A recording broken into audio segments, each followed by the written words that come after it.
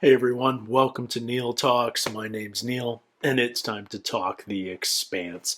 And to peel back the curtain a little bit, it's been a hot minute since I've reacted to an episode of this show for a couple of reasons. It's damn good. So I reacted to the first six episodes of season four in the span of about a week back in early January. And part of that was because, yes, I was loving the show so much. Part of that was because I had an upcoming trip. So I wanted to get ahead. I immediately got sick afterwards. You guys know all of this. The point being is I had a lot of episodes in the bank of this show, and I needed to focus my reacting attention once I was healthy again on some other shows where I didn't have as much of a buffer. Anyway, it's now mid March, and it's time for me to start getting back into this show. But what have I done in the last couple of months while I've been waiting for this moment? I've read the first book, and I love the first book. I'm hesitant to go much deeper because the books are different enough from the TV show that I feel like there may be additional clarity with the books that might almost be spoiler-esque in the show, if you know what I mean. Um, but I can't wait to conclude the series so that I can dive into the books. A lot of fun. There's a lot of, just because of the way novels work as opposed to TV, you can get into the heads of characters in much greater detail. So we really you understand character motivations. Obviously, there's the fun analysis of why things were adapted the way they were, why certain characters were amalgamated, why certain characters were introduced when they were in the TV show versus the books. I love all of that meta stuff. And the stories are great to revisit just in a different medium, see how things have evolved. So yeah, I look forward to that experience. Thanks to those of you who urged me to give the books a chance. I'm really glad I did. What else have I done in the last couple of months while I've been waiting to dive back into this show? I've been thinking a lot about what Illis is, and it could just be a random planet that this ship of Belter refugees arrived at and has managed to survive on since for the past handful of months. But there's things about Illis that just don't make sense in that regard. I wish I had better terminology for whatever race created the protomolecule. But that proto race has left ruins and artifacts and technology on this planet. And I've begun to think it isn't a planet at all, at least not in the traditional sense that we attribute to that word. I now believe, and I might be way off here, but this is my operating theory, is that Illis is a manufactured planet. It's made almost entirely of lithium. We know that. We know lithium's a very light material. So if you're going to build a planet, building it out of a lighter element is more efficient. We also know it's got no plate tectonics of any sort. So that doesn't mesh with what we know about standard iron based solid planets like Earth and Mars and Venus. It's got these massive structures under the surface. It's got some sort of power system. It's got 13 very regularly spaced moons about it. And all of this feels artificial. The surface of Illis doesn't look artificial, but it's been abandoned and dead for billions of years. So you have an artificial planet circulating in some random system. It's going to get hit by meteors, etc. It's going to erode on the surface.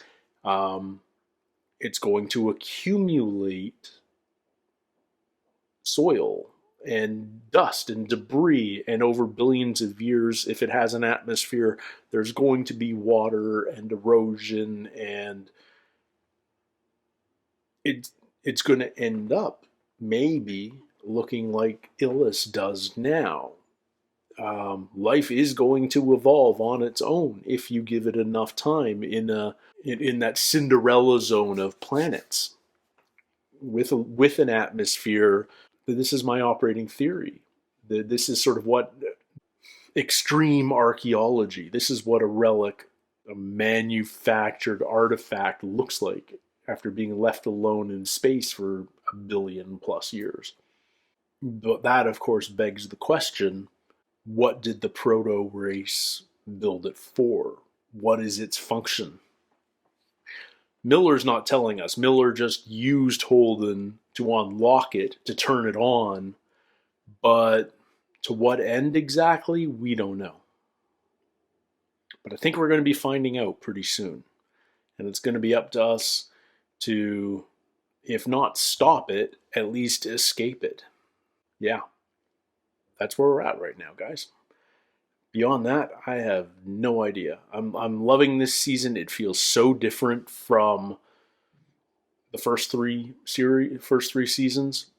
Not in a bad way. It's just it's got a. It doesn't feel right now like the solar system is at risk. It feels much more of a microcosm peril, which is ironic considering I just described a planet-sized mysterious artifact that's just turned itself on and may be an extreme threat. But it's an extreme threat to this small cast of characters in this system that is not home to humanity. But if it turns itself on, can it interact with other worlds that are connected through the rings? Who knows? I mean, the peril may be coming, the greater peril. But I like the microcosm peril. I like that what's happening on Illis is what's happening back in the solar system, writ small. The conflict between the Earther and the Belters, with this mysterious proto technology throwing a mysterious wrench into the works. But yeah, how this evolves, still unsure. So let's find out, shall we? This is episode 7 of season 4, and it's called A Shot in the Dark. So are the waters going to recede? We've holed up in this tusk, for lack of a better word, but now what? Stop. There's enough for all of us. What is there? RC and the Belters set up separate camps, so not much has really changed down here. So they're gonna hate each other even more. Except for that. So how long until we get back to the surface? Not for a couple of days at least. Okay. Any progress getting the drive back online? No. Fusion doesn't work here anymore. Fucking Miller. Fucking Miller. What can we do to help you? So we're all just still at the mercy of you and your invisible friend. Oh. What's he? It was in my left eye, but there's some in my right eye as well. What is that? Some kind of outbreak. I wouldn't call it that. Is this related to the More fidget like an spinners? Allergic reaction of some kind. Yeah, it's more than an allergy. Belters are going to run out of food before us, and when they do, they're going to act desperate, so we need to be ready. Protect our camp and our equipment at all costs. But be smart. We're outnumbered. That's the Belter ship in lower orbit, presumably. If we got it, we're going to offload your daughter and everyone else onto the Rossi. All right? Nobody on Barbara's going to go down with that ship. If we lose the lithium ore that we mine, we may as well be dead. There has to be something else. It can't end like this. I know. The OPA leadership failed me. And I, in turn, failed the people of this planet. I sound incompetent. I wouldn't fucking vote for me. You did the right thing addressing this head on, ma'am. This is head on? Trust me, I am not always a fuck up. Gao is within 3 points. It could have been a lot worse. Get the fuck out. think your advisors were right. Oh, I see. So when there's another Eris and our planet is burning, at least we did the right thing. I don't like to see you like this. You wanted to be a part of this campaign. You're right. I did. Now we know I'm not infallible. Apparently, Marco often travels on freighter ships for anonymity. Uses passengers as human shields. Real hero of the people. Assuming he's still on the ship, what are our options? On your order, the Raskolnikov can destroy the freighter with a missile strike in a matter of minutes. Marco and everyone else on board will be eliminated. It's a random freighter. There better be another option. Yeah. The Marine insertion team and a breaching pod will board and take the ship. Collateral damage will be low, but our own risk of casualties still exists. But is there a chance we would be able to capture Marco alive? Yes, ma'am, but a very low one. If we could put this terrorist on trial, we could make an example out of him. Yeah, it also plays for good election politics. Is there anything my people can do, or help you do? Like what? I don't know. Nobody wins if we all die. It's not up to me. Unless Miller comes back, I don't think there's anything I can do. I have bad news. One, I don't want to start a panic. Microorganisms native to this planet are making a home in our eyes. They probably will end up eating away at our eyes. So That's what can you do? terrifying. Right now, nothing. Holden's fine. Because he's got Miller in his brain. Everything is going to spread more easily. No infection in Holden's eyes. Everyone's infected. But him. Does this maybe have something to do with your alien ghost friend? It couldn't. Curing this is our main priority now. All of our Maybe safety depends on it. Maybe Holden does have some sort of proto-molecule presence. Not an infection, but that is why this microorganism doesn't thrive, because the proto-molecule's its natural enemy? I don't know. Does Amos have the infection? Yeah, I've been seeing green spots too. Okay. Does it hurt? Just itches. Hey, you see that pretty lady over there? Nope. No, right there. Everything's green. Don't worry. Amos, you frickin' human boss. Fucking thief! You not do nothing! You tried to steal our water! I'm going to get my own water! You fucking liar! Stand down! What? He was trying to steal... Stand the fuck down! Come on.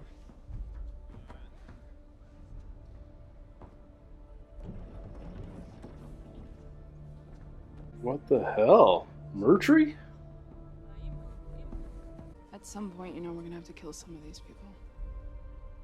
And things like this, that's what always happens. Yikes.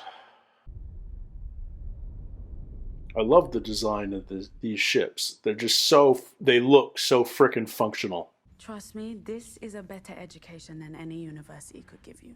Yep. What's so funny? You sound like my mother. Don't go to film school. Become a PA. Not unless I can find the reason that you seem to be immune. Well, not everybody got the plague. Not everybody talks to an alien. Going blind doesn't sound as bad anymore. You make it sound like a burden.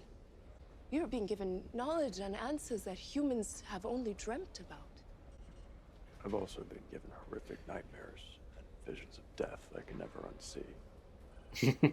To me, that sounds like an acceptable trade-off. Scientific. The scientist POV. Any scientist would kill to change places with you. I know I would. Don't go killing, Doctor. What does the blood show us? They're not all gonna make it. It's not the optimism I was hoping for. The doctor lady said it was allergies. It's much worse. How much worse? Got maybe a day before everyone goes blind. Well, Fucking serious. well, shit. All of us aren't gonna make it now. I need your help. Making sure everyone stays calm. It's a big ask. I mean, if anyone can stay calm, it's Amos. But you can see him stressing out already, too. More than you ever see him stress out. Who wants to lose their sight? Dear God.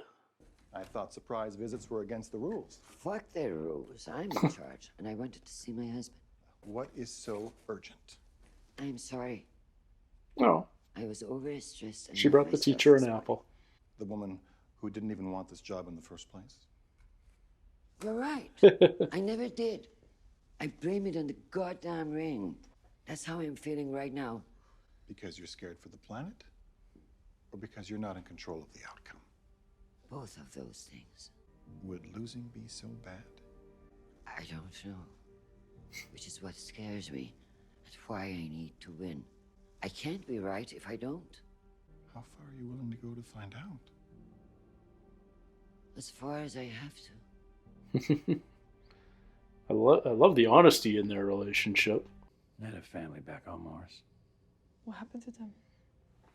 Oh, I mean, they're still there. No, they're still back there and everything. It's just, I'm just not part of it anymore. When my son was 5, a little guy, he wanted sand for his birthday from a real beach from Earth. You have any idea how much that cost to get that stuff? I still remember the look on his face when he opened that box. A box of sand. A sandbox. You still have a chance to make it right. Make new memories with your kid instead of sitting around like me hanging on to one moment that I got right. I think I know how to save the Barb. We could use the Rossi itself, right? We'd be putting both ships at risk. But could it work? Lift the Barb with the Rossi? For this not to be suicide, we gotta have some distance between. Kilometer to be safe. Okay, so what if we take the nets apart and weave together a single cable that long? Could that work? I need to make this right. I want to see this happen. I don't. Oh. Your mama's got an idea on how to save the Barb. Wait, she does? And we can't connect it to their nose.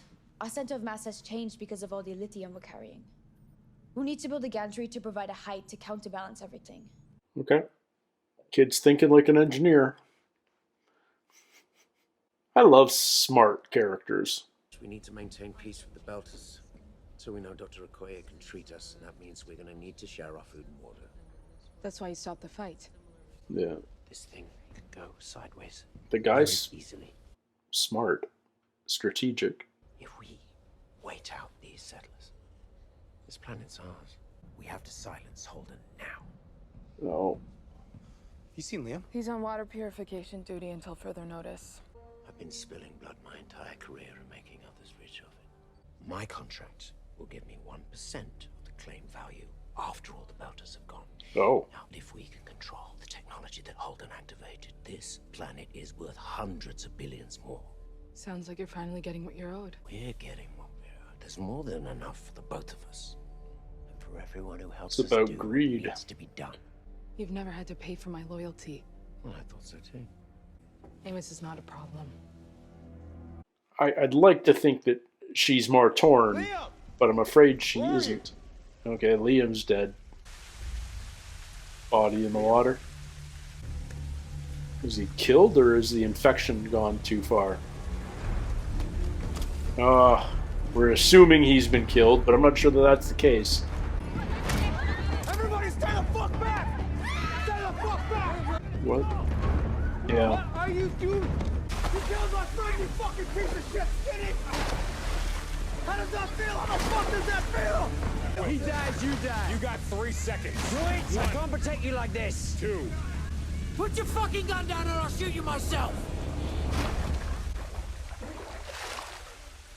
What the fuck? Oh. The water killed him. The water. Oh. What's in the frickin' water? Oh. Contact is enough? What is happening? Those slugs. They killed them. Space slugs. Holy crap. Everyone should get way back. UNMC-1 is floating dark in the Pazuzu's flight path. Both strike options are ready. She's going to go for the Marine strike, right? The goal is to capture Marco. Send in your Marines, General. Yeah. Yes, ma'am. Ah, so much happening. All right, we took out the drive, precision railgun. Here come the breaching pods.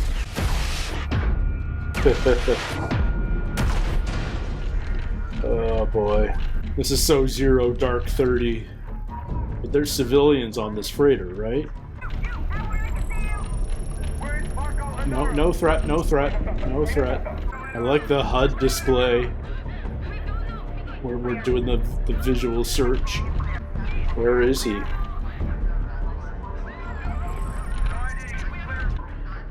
Where is he? Do they have control of the ship? They're moving to ops. Another 30 seconds. Where is he? Was he on this ship, or was it faulty data that sent them here in the first place? Oh!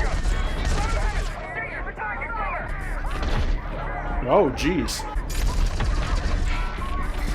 That's... What? Is the ship gone? Everyone's dead all of a sudden, just like that. It's gone. The ship blew up.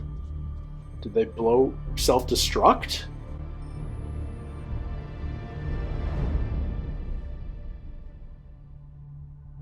Ah. So not a lot's going well right now. Let's just look at the Illis situation first. On the planet. We're trapped in the Horn, the ocean isn't receding, we have limited water, we have limited food, we have massive tension between the settlers and the Earthers, the RCE. And everyone's got this microorganism eye infection that started before they went in the Horn.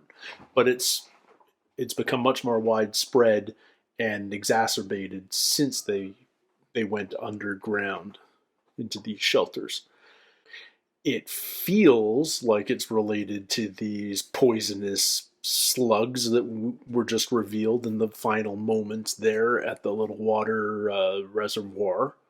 That obviously makes the water an even bigger issue because there's these poisonous slugs in it that seem to kill just with contact. And everyone's going to be blind in a day. And so Mercury, acting out of character, is trying to maintain the peace, but only long enough so that he can enact his plan to eliminate not just the settlers, but Holden as well. Because ultimately he's driven by this 1% promise that he's been given from RCE that whatever profits the company gets, he gets 1% of it. I mean, it can make him incredibly wealthy. This is all about greed. Clearly, there's also a lot of inherent hatred and prejudice that he has towards Belters as a whole, and these settlers in particular. But ultimately, it's driven by greed. He doesn't want to share. He wants to be rich. And how many allies does he have within his own group? I mean, it feels like all of the RCE have this inherent prejudice against the Belters, so he has that going for him. Both, it's interesting. Within minutes, both Mercury and the leader of our settlers ask Holden, "What can we do to help? How can we, we need Miller to do something here, and how can we help?" And Holden has no answers, which is frustrating for them, and frustrating for us as the viewer. And it's like, when does Miller make a reappearance? When do we regain some control over this planet that we've turned on? Because not only do we have problems on the surface, not only is the planet flooded, not only are we, going to go blind and die soon, but there's problems in the skies above Illis as well. And that's because these 13 moons have, much like within the bubble created by the rings, proto technology has the ability to shut down fusion drives, make them not work. And the Belter ship still in orbit is too low to the surface. It's laden with lithium. Its orbit is decaying and it doesn't have enough battery power to remedy that. It's a matter of days before it burns up in the atmosphere of Ilus. So we have to tie a big rope between it and the Rossi on battery power alone will hopefully be able to pull it to a higher, more stable orbit. And estranged mother and daughter from the Illis settlement have to work together to make that happen. That's cool. That's a fun story. Then we have what's going on back on Earth. We're trying to capture Marco Inaros, and Christian's dealing with plummeting numbers as her infallibility is shown to the world. Why does she even want to win? Because she can't risk. She can't be right if she loses, and she feels like she's literally trying to save the world here. She knows that if Gao wins, then we're going to start colonizing and exploiting all of these worlds that have been open to us, and Christian's convinced that that's the wrong thing. We don't know that for sure. We still don't understand what the proto race's intent was. We don't understand why it left planets like Ilus. We don't understand what killed it. We know that there is something out there that destroyed the proto race, and they tried burning incinerating entire solar systems to stop whatever it was that was killing them, to no avail. And now there's all these burnt out worlds. But is Ilus one of them? No. The more I see it, the more I'm like, this is a manufactured place. This whole thing is an archaeological ruin manufactured by some race that we still know so little about. But throw into the mix, we've got this new native life that's found a footing on Ilus in the form of these microorganisms in our eyes, these poisonous slugs in the horn, in the water. But yeah, Christian, closing moments. Again, Christian, in an attempt to appear strong, appear like a viable candidate in this coming election, chooses a strong, hawkish stance against this pirate Marco Inaros, and she launches this marine attack on this freighter that he's apparently on. And A, we can't locate him on the ship, but B, before we're certain of that, it appears the ship self-destructs, killing all the UN Marines on board. So that's not going to go well in the campaign. I can't imagine it goes well. Everything has to go completely to shit before we turn things around and win at the end of the season.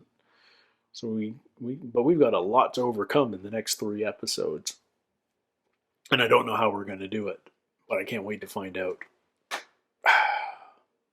Anyway, thank you guys so much for spending a little bit of time here today with me on Neil Talks. I greatly value your time, your feedback. Thank you for doing all of the fun algorithm things. And until next time, everybody, take care, stay healthy. We'll see you soon. Cheers.